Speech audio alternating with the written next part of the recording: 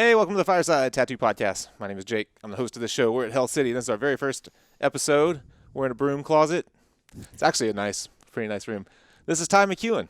I'm sure a lot of you guys already know his work. So we're gonna kick things off with Ty. Don't screw it up. You gotta start us off strong. Okay. All right. Perfect. Okay, go. All right. So Ty is from this area, so we had to grab him early because he's booked tattooing all weekend.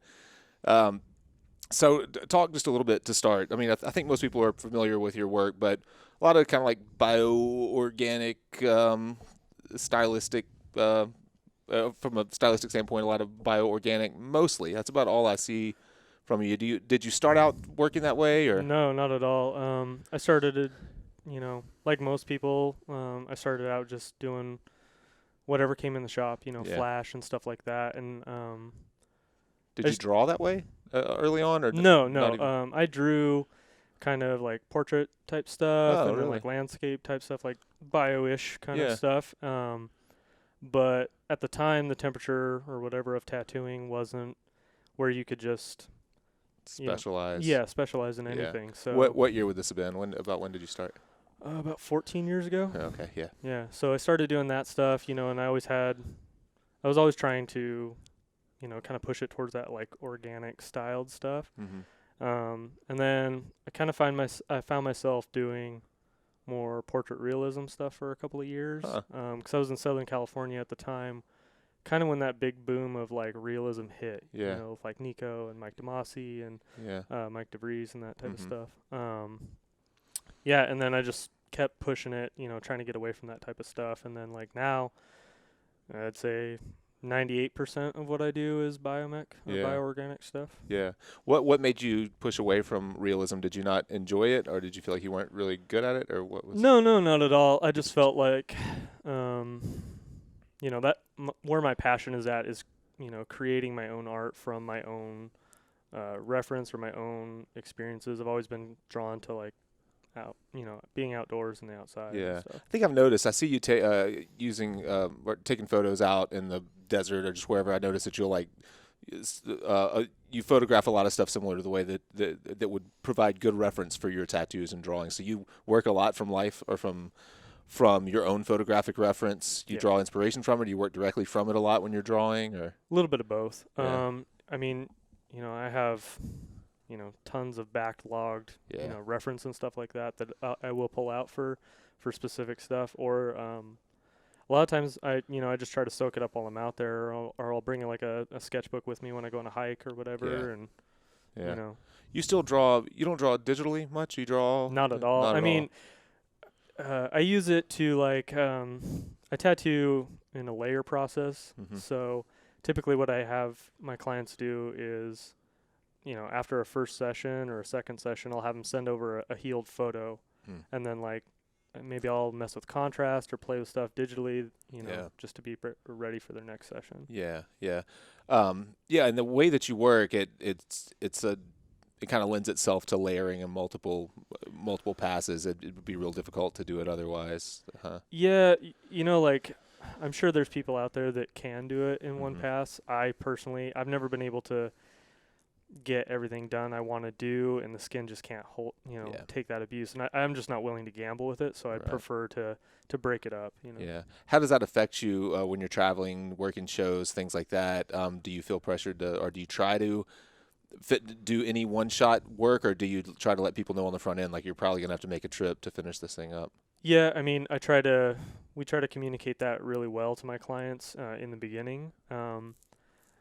I'll tell people, like, I'm not opposed to doing a one-shot tattoo. I just don't feel like they're my strongest work. Mm-hmm. So, like, it's up to them. You know what I mean? Ultimately, they're going to wear it, right? So, if they're happy with 7 out of 10, that's up to them. You know what I mean? But personally, I'd rather shoot for a 12. Right. Yeah. You know what I mean? Yeah. We talked. We did a show with Guy Aitchison a year or so ago, and he talked about seeing the reason he stopped working shows like this is he was like, there was a definite line that I started to notice between my convention work and my studio work, and it was to a point that I was like, I can't even do this kind of work anymore. Like, I'm not doing any of my tattoos justice, any of my clients justice by showing up and trying to get something done at at a convention just because of that, because of the need to kind of layer and refine and the kind of uncertainty of whether or not he would ever see the piece again. So he felt like he had to get it to a point of finish. Right. And so with that style, I'm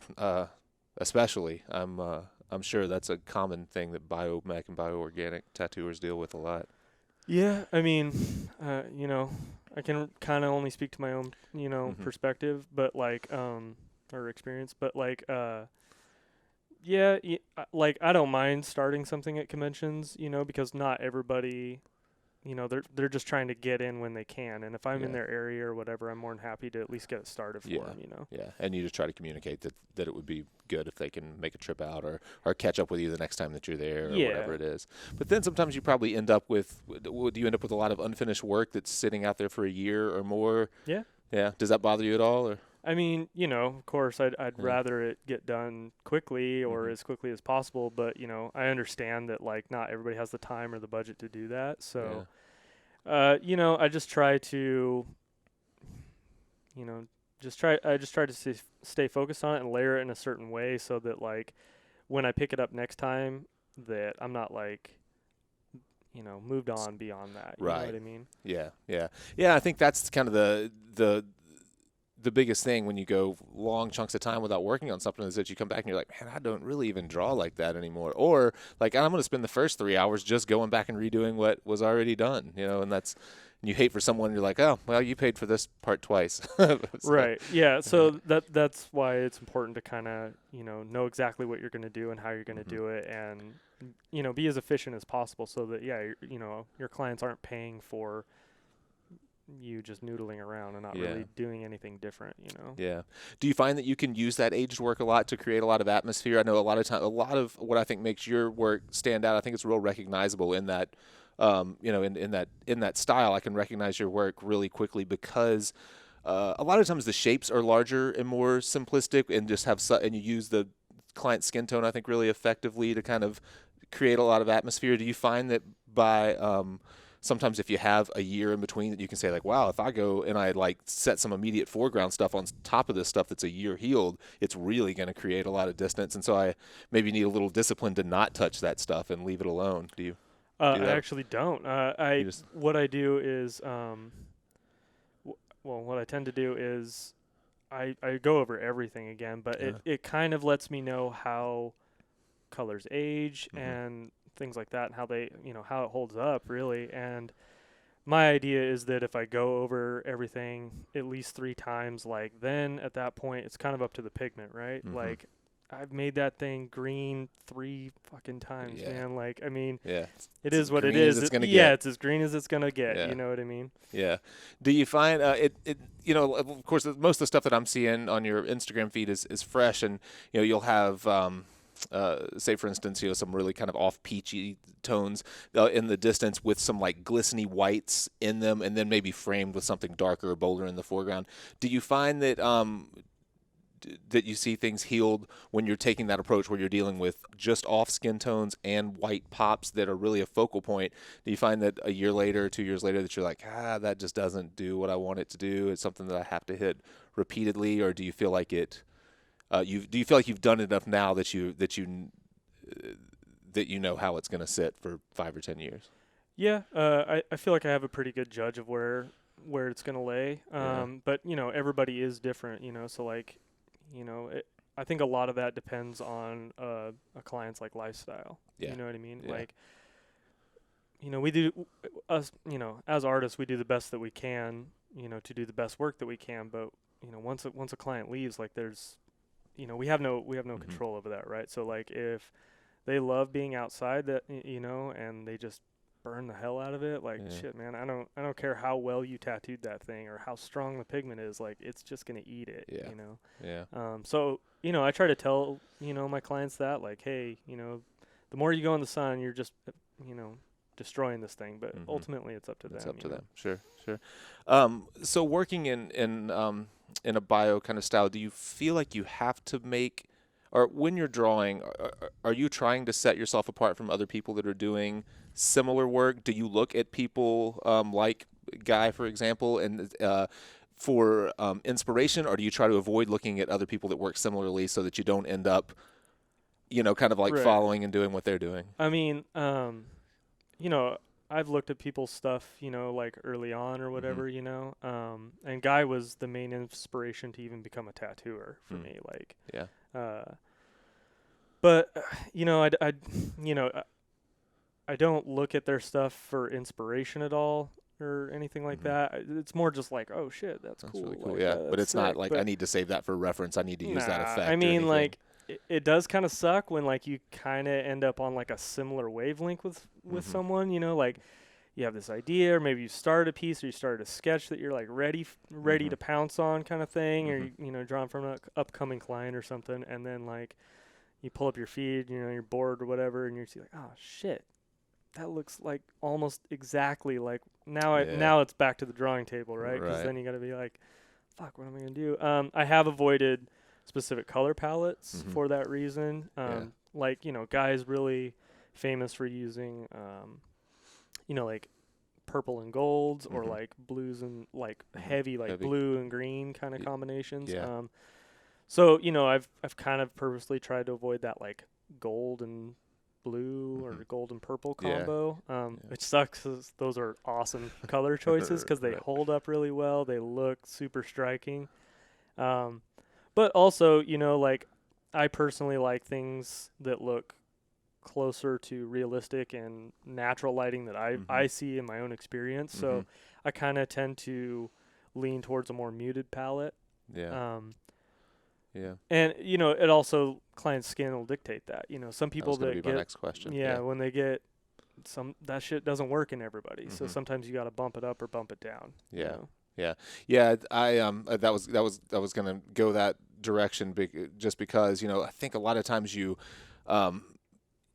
especially when you're using the client's skin tone as much as you do a lot and kind of pulling out of it, like you're almost kind of growing organically out of their skin. It's something you have to be paying super close attention to. And I struggle for whatever reason to recognize sometimes that someone has like an olivey complexion or something, and I use some reds that I think are going to work real well, and then when it heals, I've kind of canceled them out with that, and through that olivey skin, I'm like, man, that's more muted than I intended for it to be. And it's something that I don't know if it's just a color sensor issue or something that I have, but I almost have to ask people, like, are you olivey or are you like kind of, what is your skin tone? Can you tell me? I can't really, a lot of times people know what they are, and I struggle with it. And I think that in your case, it would be super important to know or to be able to make those decisions. I think that's how, or for that reason, that a layer process works really well. Yeah. Because you can, when you see this, person like 6 months, 2 months, whatever down the road, a year later, like you can see like, that,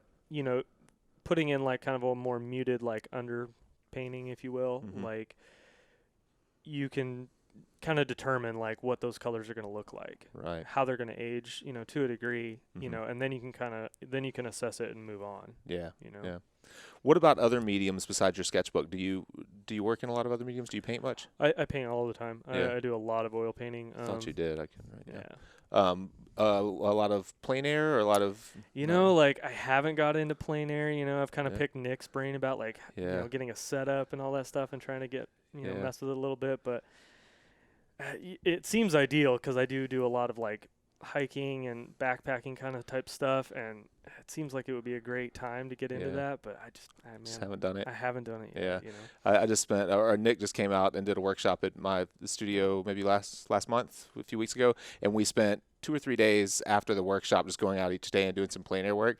And I've seen some of his. I hadn't been out painting with him, but I'd seen some of his plein air work on his Instagram, and I was just thinking, like, man, in plein air, there's no way that you can be as like macro and noodly and stuff as you really as you are in every other aspect of your life. And sure enough, I get out there and start painting with him, and he still is, because he paints like that big, so he's able to build little textures into every rock. Nick's I'm maniac, like, man. Dude, you can't get away from it, can you? Yeah. But you get that same experience, I think, when you do maybe still life or at least like live model drawing or painting or drawing. Because they're kind of always shifting. Light is shifting, so it's crunch time, man. You got to make those decisions and stick by them. Yeah. You know? And so you are doing some live painting from, like, you do figure drawing or figure painting nights, or do you do any still lives? I haven't done any in a while, but I Yeah. have done it before, you know, quite a bit, and like it'll humble you real fast. It will, yeah. Do you feel like you're able to grab stuff from that and bring it directly to your tattooing? Do you feel Definitely. like they translate pretty literally? I think any additional medium you mess with artistically, where you're, you know, messing with that right side of your brain, like it's all going to contribute, you know. Yeah. Any of those experiences, even just like photography, taking photos of stuff, like if you're trying to look for a dynamic photo and you're paying attention to lighting and stuff like that, I think all that stuff, it's just money in the bank for you later when you approach a tattoo, a painting, a drawing, whatever, you know. Yeah. I was trying to come up with something like a theme for the show to like ask everyone the same question, and I haven't been able to settle on one. But we have a lot of this may be it. We have a lot of like up and coming, like beginning tattooers that keep up with the show. You travel a decent amount and do a fair number of shows. What if you were to offer advice to someone just starting to either say travel for guest spots and or conventions? Do you have anything that you could say after 14 years of traveling that you might be able to offer anyone? I know that's putting you on the spot just because I just thought of it. I would have asked this earlier. Anything that maybe whether it be for like presenting your work at your booth or how to, I don't know, pack efficiently. Like, what do you need? Maybe that's not a good one to run. I don't know. All right, let me think. That just seems like a question I could ask everyone that we interview, sure. and it would. Don't know. I don't know. Pack light, I guess. It's kind of like backpacking, right? Like if you don't need it, if you pack this thing like 3 times and you never pull it out, like you don't need it, obviously, right? Yeah. What about from your? Let's say we've been talking a lot about color palette. Do you bring your entire color setup, or you bring? I bring you bring everything. Okay. Like Nick makes fun of me because like you have everything. Yeah. This dude has like 4 colors, right. and I'm like a bag like that. And shit. Right. Okay. Yeah, I'm guilty of that, so I don't really know about. You could save a lot of money if you don't eat out everywhere. I mean, if you go to the grocery store instead and bring a cooler. Yeah, man. I learned we've been here one day, and I think I spent $400 yesterday on between like we went to a restaurant and we walk in and sit down, and like the cheapest thing on the menu was $50. Oh, shit. Yeah, dang. But here in this place, like, oh wow. Yeah, the Biltmore is crazy expensive. Yeah, it's bro. real expensive. Yeah. So maybe you can give us some pointers on where we could eat around here for the rest of the weekend. Man. Like, save me some cash. Yeah, for real. So if in upcoming travel plans, I don't really have anything. I try to avoid Phoenix in the summer as much as I can because it's hot. Yeah. But yeah. So I really don't. I kind of stick around during the winter months and when it's cooler and it starts to kind of cool off after Halloween here. But I think in November I'm gonna make a quick trip out to Colorado to go visit, some friends and maybe do a collab with Jesse. Oh, okay. Yeah. But do you do a lot of collaborations? Yeah, I think so. I think it's fun, man. I mean, it's cool to make a new artist, right? Because like I feel like if you're equally working on both on all aspects of the piece, like you get this even sauce of an artist that doesn't exist unless the two of you are tattooing together. Yeah, right? yeah. So. What are you looking for in another tattooer that you might want to collaborate with? I mean, do they need to be similar enough that you can work directly on top of their drawings and make some sense of it, or do they? Yeah, or just someone that you like can personally communicate well with, because I think a lot of where collaborations get messy is when maybe someone does something that the other one isn't used to, and there's not enough communication, like, hey, what are you doing and why are you doing that? Right. I think there might be some kind of weird intimidation type stuff that happens between, it's just human stuff. But, like, if you can get over that, I think that collaborations turn out really well. Like, for example, like, working with Guy is super easy, man. We get a ton of stuff done every time we collaborate together just because – I don't know. We talk it out really well. Yeah. He seems like he likes to be very thorough in his planning on the front end. He does, and he's really good at communicating what he's going to do and stuff like that. So like it's we run in a similar palette. We work very similarly, so like it's easy to when he takes a break or whatever, like I can jump on his stuff or whatever and render and vice versa. And there's no like weird hang up where, Yeah. Yeah. Yeah, and that's super cool. So are you taking new appointments now? Books are open, and if so, how do yeah. people find you? My books are pretty much always open. Like I Okay. don't ever really close them out, but I definitely I don't try to book myself out too far just because I don't really like being married to my schedule. Yeah. You know. Yeah. But yeah. Yeah, I recently moved to just a private setup, and I started just taking on a handful of projects at once, and then shutting it down because I've got so tired of, or I felt like such an ass booking, and then forgetting the consultation altogether, and not even being able to picture the person. There's something about trying to draw for someone that you can't really picture their face. You know what I mean? Or you can't remember Sure. your conversation that well.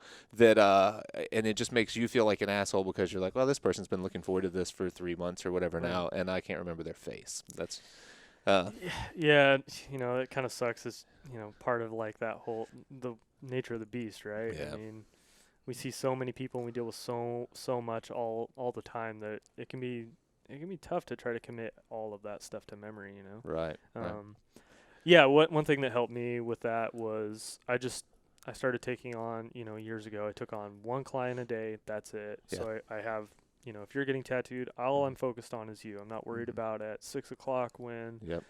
this other dude comes in or whatever, Mhm. like, and I'm not trying to wrap this thing up. Like, Right. it's so, if it takes me longer to draw or I don't like the sketch that because I Sharpie everything on. Mhm. So, like, if I don't like it, I'm not opposed to just wiping it all off and starting starting all again over. because it doesn't matter when I get started. Yeah. Yeah. know? There's a lot to be said for that. You're not constantly trying to find a stopping point and watching your Yeah. watch and like, I should probably stop now, even though I could work 45 more minutes because if I start this and I'm in for another 3 hours. And, Right. Yeah. Yeah. And like, I think it puts the client at more of ease, and you just get a lot more done because all you're focused on is them and their needs and their experience. So like, if they run out of gas, man, or they're hungry or whatever, you can stop. You can take a break. You can go get food or whatever you need to do to make it an enjoyable experience for them, rather than this like, hey, hi, show up, tattoo them, all right, see you later. Yeah. Like I don't know, man. I'm just not into that. Do you work off of a day, like a flat rate or a day rate now? Is it basically? Yeah, it? I mean, I will work to people's budgets if they can't afford Mhm. that. You know what I mean? If they need to chip away at it, that's totally fine by me. Yeah. But I do a day rate, especially for clients that are willing to fly Yeah. to Arizona to get tattooed. Yeah. I try to meet them, give them a little bit of a price break. Yeah. Basically to show my appreciation for them. For them making the trip. Yeah, because it's expensive to buy Yeah. plane ticket and a hotel and fly out here, then get pay for Right. getting tattooed. Yeah. I actually just I don't think the episode's out yet, but the last time we were the last episode with Nick just a few weeks ago, I was asking him about how he was booking, what his schedule was like, and he was like, "Man, it's really at this point because he said he tattoos so few people from the Austin area, like almost everyone comes to him. He's like, I just have to work if it has to be Sunday, it's just Sunday. If it has to be, it's like I have to work to whatever they got the cheapest flight. Like Totally. if it saved them $250 to fly in this day, then that's just the day I tattoo. Yeah, I mean, I'm the same way. I don't have like a set schedule like Thursday through Sunday or whatever. You know what I mean? Like it's just whenever I have a booking, whenever they can make it here, like I just set that day aside. Like it doesn't really matter, And I'm fortunate enough to work in a studio where the owner doesn't, he doesn't care about that. And I have the freedom to just come and go as I please, you know, which is super that's nice. Really nice. Yeah, man. Like really nice. If people want to book, how do you normally do it? Through social media or through? Yeah, I mean, they can email me at my website, TyMcEwan.com. There's like a little link on there. You can go to contact and shoot me an email. You can get on, I mean, most people are on Instagram, right? So like most people find me through that. So, all the contact info, including my cell number, is on the. Do you have any trouble with putting your cell number on there? Not really. No, I don't really care. I Yeah. mean, like, That's good. like, doesn't bother me, man. Yeah. Like, Yeah. or they can shoot me a DM or whatever it is, Cool. Well, if you guys don't already know him, at Ty McEwen is his Instagram, TyMcEwen.com. Check out his work. I'm sure you've probably seen it before. And if you want to get tattooed, that's how you do it. Yep. So I'll let you get to your piece, man. Thanks a lot, dude. Thank you. It was great. Thank you, guys. TattooImprovement.com. Sign up and, you'll learn where we're going to be and daily recipes. All right. Bye.